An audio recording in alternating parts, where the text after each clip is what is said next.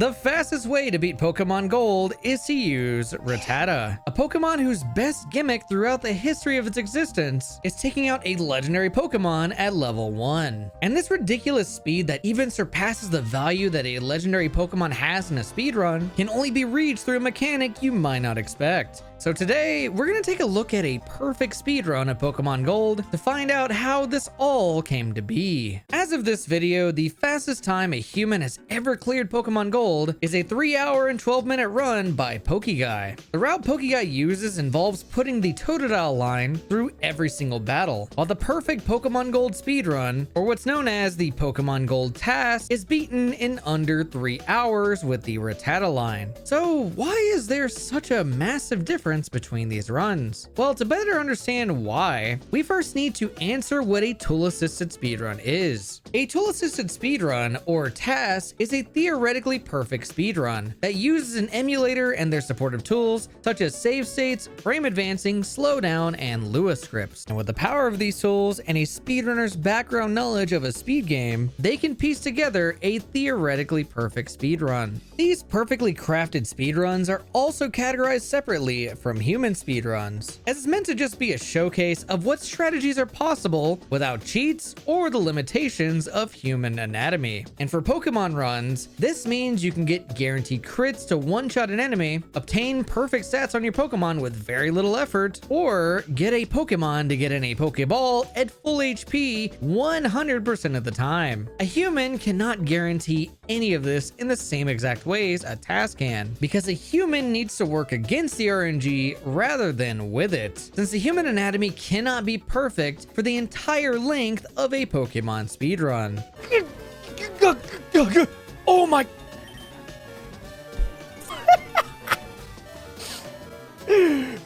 Squirtle! A task like this can take anywhere from weeks to years to piece together. And the most hilarious thing about this task is the one who made it goes by the username Casual Pokemon Player, who deserves so much recognition for all the tool-assisted speedruns and code diving they've done for so many Pokemon games. But why do the methods that the task uses change so much of a speedrun? Well, part of it involves how RNG works in Pokemon. When you start up a Pokemon game, the game will produce what's called an RNG seed, which is a list of random numbers that the game will use until the next time you reset your game. While humans can't draw from a list like this to guarantee good RNG without saving and resetting to get a new RNG seed, a task can just draw good RNG from a seed starting from the very beginning all the way to the end of a game. And such games include Pokemon Gold, where the task begins its journey by picking Totodile,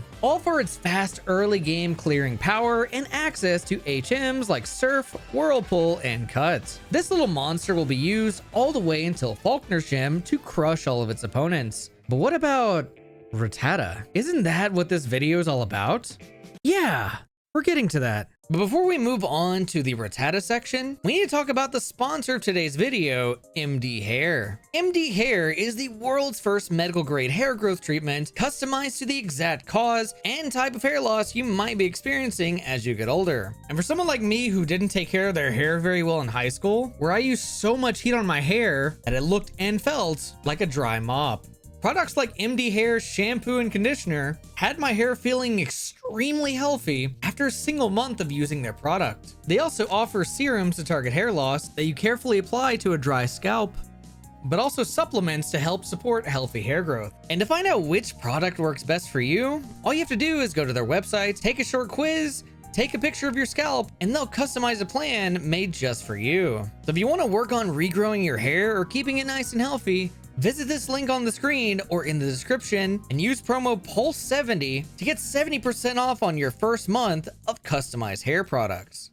By showing up on Route 32 in the middle of the day, the task can grab Rattata at the highest possible level out of all 4 of the routes that Rattata can show up on. This is important because at level 8, Rattata will already come with Quick Attack built into its move pool. Otherwise, the only go-to moves Rattata would have are Tackle and Tail Whip from those loser level 2 to 5 Rattata on the other routes. And it just so happens that Totodile clears out everything up to Falkner a bit faster faster than a low-level Rattata. But what about after Faulkner? Normal moves can only get you so far with battling Pokemon like Geodude and Dark Cave after all, and with how Totodil's built to one-shot them with Water Gun, wouldn't it be technically slower to use Rattata? Well, the solution was actually given to us by Faulkner.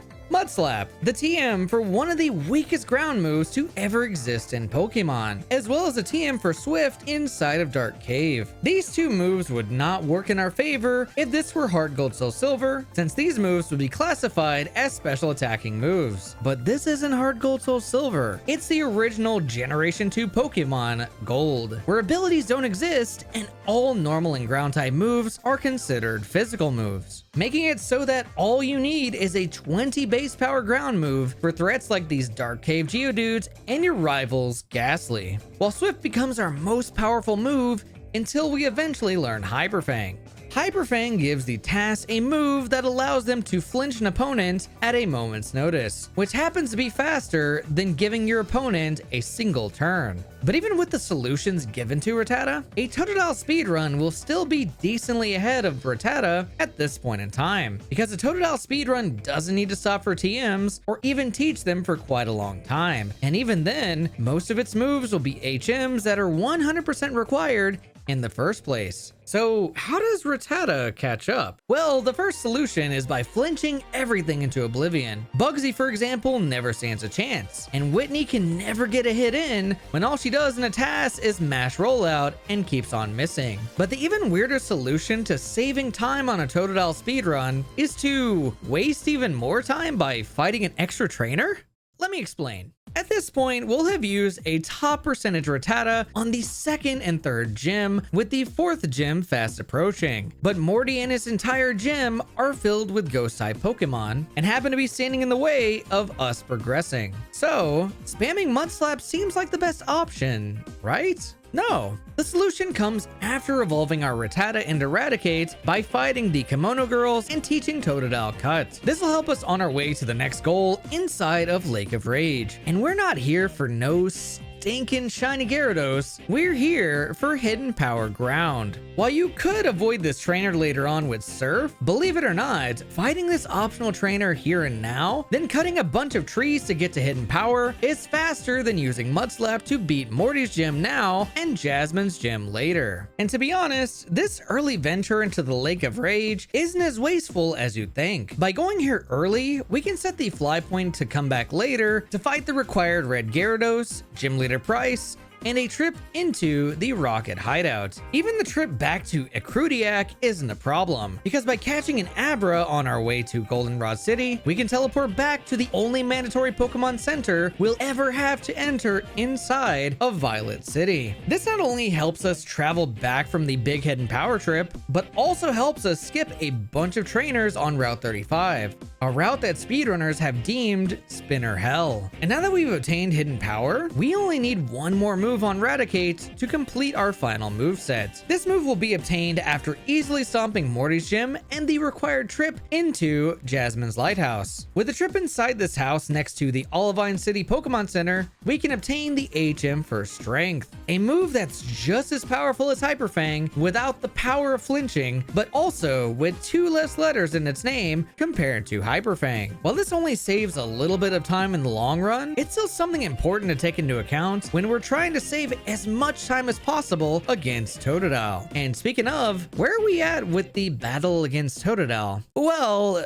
with the time it takes to gather these moves, teach them, teleport, and travel, we're now a decent amount of minutes behind Totodile, as it's now evolving into its final form for Ralligator. With Totodile's final form, it gains quite a massive power boost against Eradicate that makes up most of the time save it has in the speedrun by being able to one-shot gym leaders like Jasmine with Surf that Eradicate will struggle a bit more against with Hidden Power Ground, making it even harder for Eradicate to catch up. But this setback won't stop them from at least trying. With the power of 3 normal type moves and a ground type move, we'll need to flinch and crit a bunch of threats to catch up with Totodile. And with the power Rattata holds, none of the remaining Johto gym leaders can stand in our way. And fastly but surely, Rattata will make it past the Elite Four and Champion slower than Feraligatr.